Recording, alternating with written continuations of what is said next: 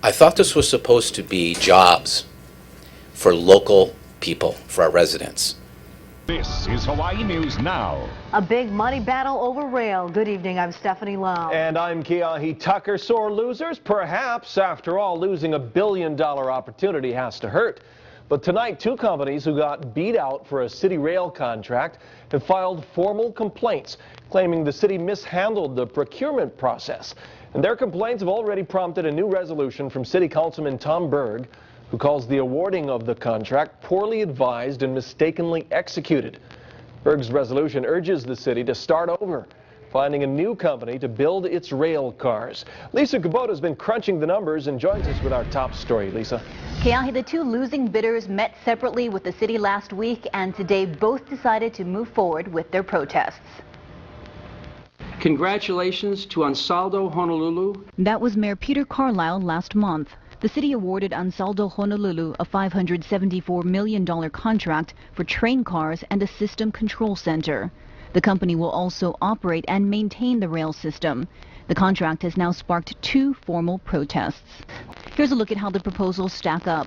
Ansaldo had the lowest design build price, but adding in operations and maintenance brings the total cost of the contract to $1.4 billion. I want to thank you, Chair, for offering this clarity that because federal dollars are used, there's no requisite to any degree that local hires will be utilized on this project. I think that's important to note because it was really brought out into District 1 that this would be getting people off the bench, and this was going to really bring people onto the job site. This gets back to if we have these Italian cars here being built in California and Pennsylvania, is there now monies that if we purchase this contract, if the contract rather is signed and executed, who's going to maintain them? Are they Hawaiian residents, people here locally that are going to maintain? Once these things are built, they come over here. Are our people going to be maintaining them, or is monies expended to have those folks who build them come over here and they train our local folks? Councilmember Berg. Not if party to the criteria is the number of local hires. Is that correct? So in other words, you're competing for this award, Right. And it doesn't say out here, gee, how many folks are you going to need to train to run this system, to get it operational over here? How many people are you going to have to bring over from XYZ mainland or wherever it is, a place to bring them over here? That's not a party to the criteria, correct? Do you believe, in your opinion, that in comparison to the one that got the award, that you could have provided far greater, more local hires than this award? Well, I'm only going to talk about what I did. What you did. But what I can tell you is, I'll give you an example. We proposed a fleet of 75 train cars. We committed in our proposal to assembling 66 of those cars here in Honolulu. 66 out of 75 cars here. Yes. And is the totality of the award, all cars being built of the award in Pennsylvania and California, to your knowledge? You know, I reviewed that, but you can ask the city that question about the selected awardee. I can tell you what we did. We firmly committed to assembling 66 train cars here. Here, how many jobs would that be? Off the top of my head, probably in the area of maybe 150, something like that. And these were not going to be short-term jobs. We were going to, once the trains were finished, those people would migrate right into the operations and maintenance. And they'd be able to maintain it. They would have a lot of ownership in the cars that they built, and they would just move on and have a nice career here in the island.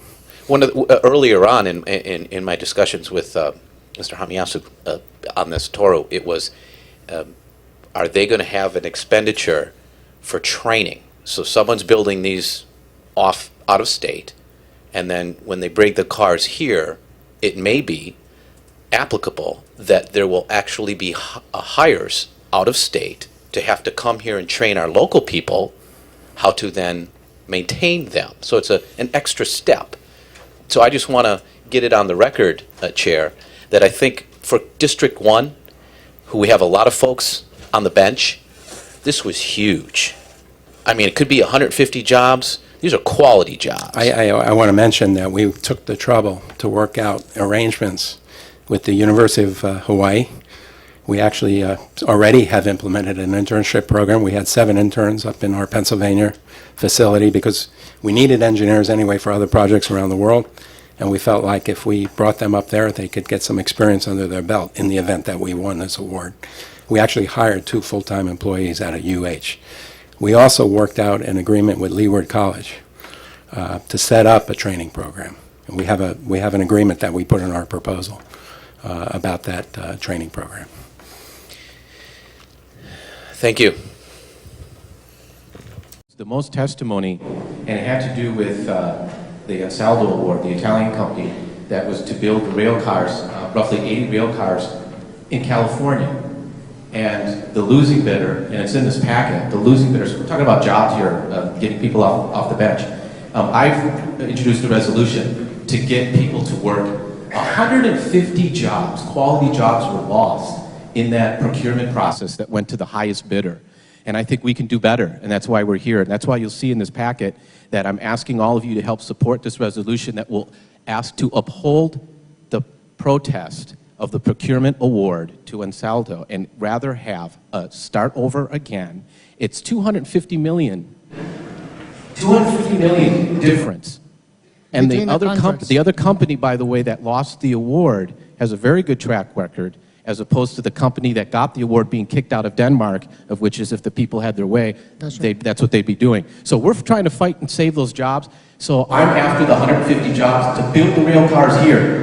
One of the losing bidders was going to have people work out of LCC and UH Manoa and train locals. And then those people that built the rail cars were then going to actually maintain and operate them up through the year 2019 in that contract. So let's start over and get those jobs sooner than later. Let's get that protest award upheld.